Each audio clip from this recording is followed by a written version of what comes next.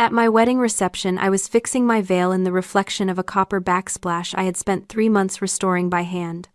The metal was polished to a mirror finish, which is the only reason I saw her. My mother-in-law, Eleanor, was standing directly behind me. She did not see my eyes in the copper. She just saw my drink sitting on the bar. I watched her pull a small glass vial from her clutch, 3 clear drops into my champagne. I did not turn around. I did not scream. I waited for her to walk away to greet a senator's wife. Then, with the steady hands of a surgeon, I simply reached out and switched our glasses. Her poison was now in her hand, and the real wedding drama was about to begin. Drop a comment and let me know where you are listening from and what time it is for you right now. I would love to know who is part of our community. Most brides would be hyperventilating in the bathroom after seeing their new mother-in-law try to drug them. But I am a restoration architect. I deal with crumbling foundations and structural failures for a living.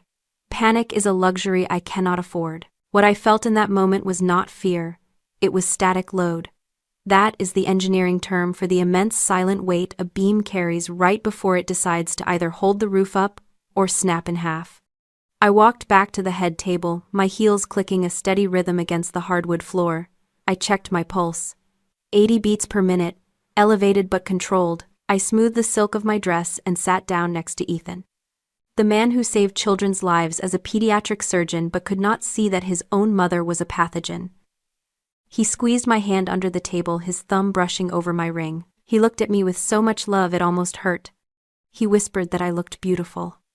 He had no idea that 10 feet away his mother was currently sipping champagne that she intended to be my destruction. I looked across the table. Eleanor was seated now.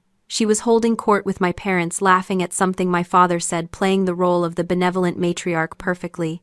She looked at me. Her eyes were cold, dead things buried under layers of expensive mascara. She raised her glass, my glass, in a silent toast to me. A little smirk that said, "Checkmate, darling." She thought she was the architect of this moment. She thought I was just some lucky girl who had stumbled into her dynasty, a problem to be solved with a checkbook or a vial of chemicals. I picked up my water glass. My hand did not shake. I took a slow, deliberate sip. The water was cold. It tasted like clarity. I watched Eleanor take another drink of the champagne. She was so confident in her cruelty. She had spent the last 2 years trying to bulldoze me, treating me like a squatter in her son's life. She called my work dirty. She offered me 6 figures to disappear. But she forgot one thing about restoration architects. We know exactly where the weak points are. And we know exactly when a structure is about to collapse. I set my glass down. I smiled back at her. And I waited. To understand why I didn't stop her, why I didn't grab her wrist and scream for the police right then and there, you have to understand the architecture of our war. This wasn't a sudden crime of passion. This was the demolition phase of a project Eleanor had been managing for 2 years. From the moment Ethan introduced us, I was a zoning violation in her perfectly curated world. The Sterlings are what people call old money, which usually just means their money is dusty and they are terrified of anyone who actually works for a living. I met Eleanor at the estate inspection. I was wearing work boots and a hard hat covered in drywall dust. She looked at my hands like they were contagious. She asked Ethan right in front of me if he was hiring the help for some remodeling. When he told her I was his girlfriend, she didn't smile. She just said, "Oh." The insults were never loud. They were structural. Small cracks in the foundation, designed to make me collapse. She would forget to invite me to family dinners. She would introduce me to their friends as Ethan's little project manager, ignoring my master's degree and my license. But the real structural failure happened 6 months ago. I was sitting in her library. She slid a creamy envelope across the mahogany desk. Inside was a cashier's check for $100,000. She told me it was a severance package. She said, "You are a lovely girl, Olivia, but let's be realistic. You are new money. You build things. We own things. You will never be comfortable at this table, and I am just trying to save you the embarrassment of trying." I looked at the check. It was more money than my parents made in 2 years. I looked at her. I didn't tear it up. I didn't throw it in her face. I just slid it back across the desk and said, "I think you're underestimating the cost of labor, Eleanor. I'm not for sale." That was the moment her eyes changed.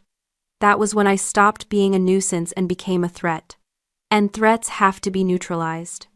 In psychology, there is a concept called an extinction burst. I learned about it when I was studying how stress affects building materials, but it applies perfectly to narcissists. When a toddler realizes that screaming isn't getting them what they want, they don't quiet down. They scream louder, they flail, they break things. They escalate their behavior to a frantic peak right before they finally give up. It is the last desperate explosion of energy to force the world back under their control. The week before the wedding was Eleanor's extinction burst. She realized the bribes hadn't worked, the insults hadn't worked, the wedding was going to happen, so she went scorched earth. On Tuesday, she called our florist and tried to cancel the order, claiming the bride had died in a car accident. The florist, thank God, called me first. On Thursday, I found her in the bridal suite inspecting my veil. When she left, there was a jagged tear right through the lace. She claimed it caught on her ring, but I know the tensile strength of French lace. You have to want to rip it. I fixed the veil with gold thread, a technique I use in restoration. I didn't tell Ethan. I knew that if I told him, she would spin it. She would gaslight him, call me paranoid, say I was stressed and imagining things. She relied on the fact that her behavior was so insane that no rational person would believe it. So when I saw the vial at the reception, everything clicked into place. This wasn't random. This wasn't just hatred. This was the final detonation of her extinction burst. She couldn't stop the wedding, so she decided to ruin the memory of it.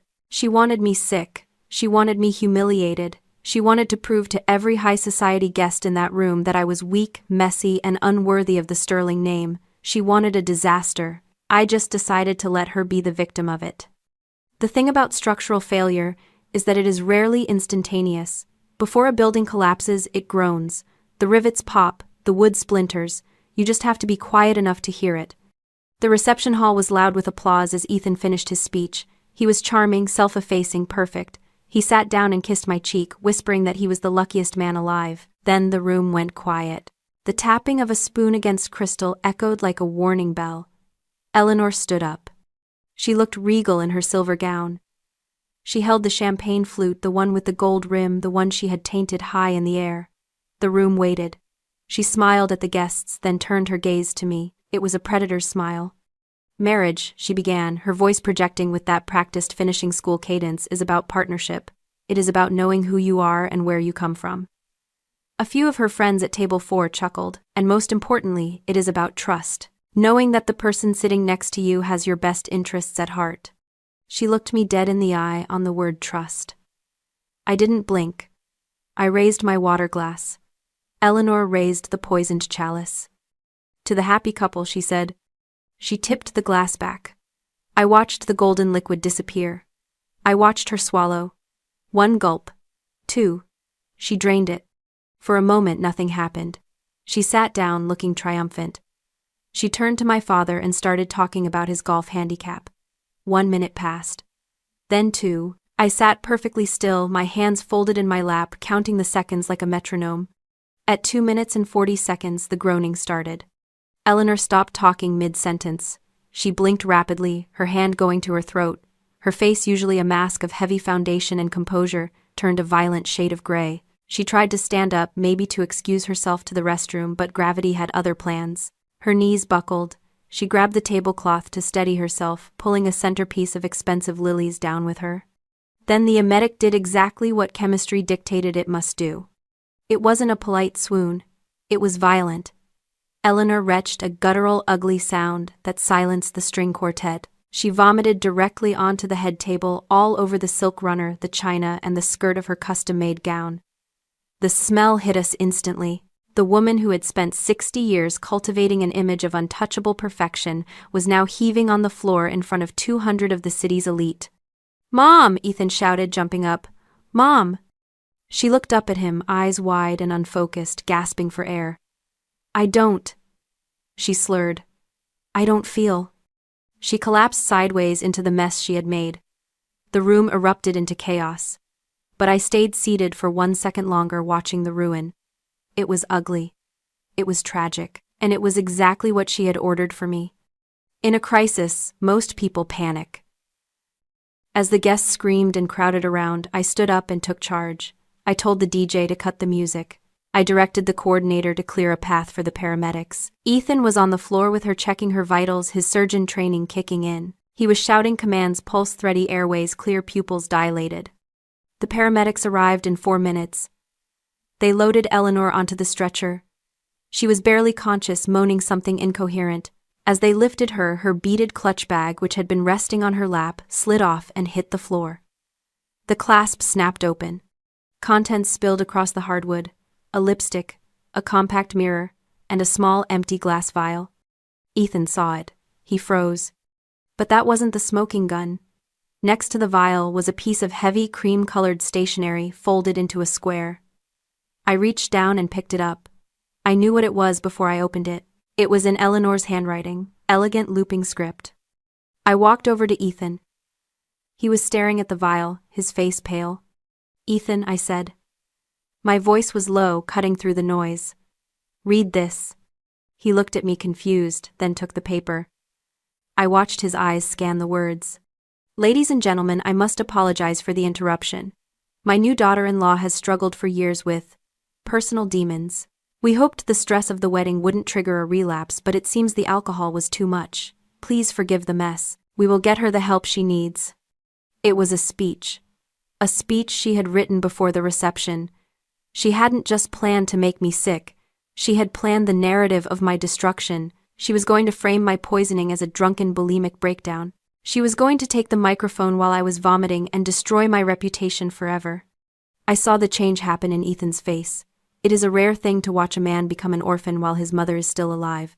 The concern vanished, the panic vanished. His eyes went cold. He looked at the note, then at the vial, then at the woman on the stretcher. He finally saw the architecture of the trap. He realized that the monster wasn't under the bed. She was the one who had tucked him in. He folded the note and put it in his pocket. He didn't look at me. He looked at the paramedic. "She didn't have a stroke," Ethan said. His voice sounded like grinding metal. "She ingested an emetic and a sedative. Check her bag for the vial. And call the police." The hospital smelled like antiseptic and bad decisions. Eleanor was stabilized in a private room, the drugs flushed from her system, but the legal toxicity was just beginning. The police were waiting in the hallway. Officer Cardona, a man who looked like he had seen enough family dramas to last 10 lifetimes, was taking my statement. I didn't need to be emotional. I just needed to be efficient.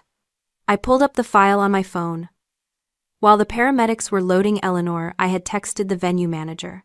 Because I had restored the Sterling estate, I knew exactly where the blind spots were, and I knew exactly where the 4K security camera behind the bar was angled. I had the footage in my inbox before the ambulance reached the hospital. I showed the officer the video.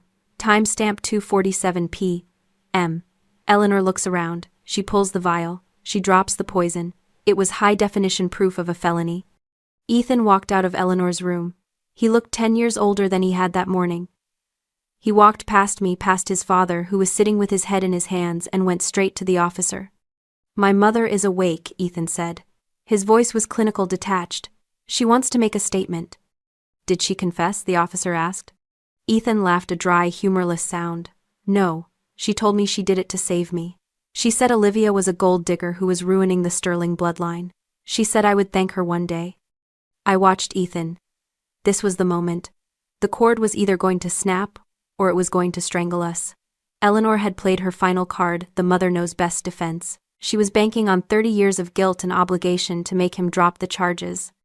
Ethan reached into his tuxedo pocket and pulled out the cream-colored stationery. The pre-written apology speech. The evidence of premeditation. Officer Ethan said, handing over the paper. "My mother didn't just try to assault my wife. She planned a character assassination. She wrote this before the reception started. This proves intent." "Ethan, don't," his father whispered from the chair. "She's your mother." Ethan turned to his father. "No," he said. "She's a criminal. And if you pay for her lawyer, you're an accomplice." He turned back to the officer. "I am pressing charges, and I am requesting an immediate restraining order for myself and my wife." I watched him sign the statement. It was the most romantic thing I had ever seen. He didn't just choose me. He amputated the limb that was killing us. He cut her off with the precision of a surgeon removing a tumor. There were no tears, just the sound of a pen on paper finalizing the divorce between a son and his toxic origin. It has been 12 months since the wedding. Eleanor is currently serving a 24-month sentence for aggravated assault and reckless endangerment. Her lawyer tried to argue diminished capacity, but the pre-written note destroyed that defense. You can't claim temporary insanity when you drafted a press release about it 3 days in advance. Ethan and I didn't move into the estate. We bought a fixer-upper on the other side of the city. It has good bones, but it needs work. Just like us. I'm sitting at our kitchen table working on a bowl I broke last week. It's a Japanese technique called kintsugi. You don't hide the cracks, you fill them with a lacquer mixed with powdered gold. The philosophy is that the piece is more beautiful for having been broken. The break is where the strength is. For a long time, I thought a perfect marriage meant no conflict. I thought it meant smooth surfaces and easy days. But Eleanor taught me something valuable. She tried to shatter us. She tried to find the stress points and hammer them until we crumbled. But she miscalculated the materials. When we sat in that hospital waiting room watching the police lead her away in handcuffs, Ethan and I didn't fall apart. We fused. The trauma didn't leave a scar. It left a seam of gold. We trust each other with a depth that most couples never reach because they are never tested. I know with absolute certainty that he will choose me, and he knows that I will see the threats he is blind to. I finish the bowl. The gold lines catch the afternoon sun shining brighter than the original ceramic ever did. It is imperfect. It is jagged. And it is unbreakable. If you believe that toxic family members don't deserve a seat at your table, hit that like button and share this story, and tell me in the comments what's the pettiest thing a relative has ever done at a wedding you attended.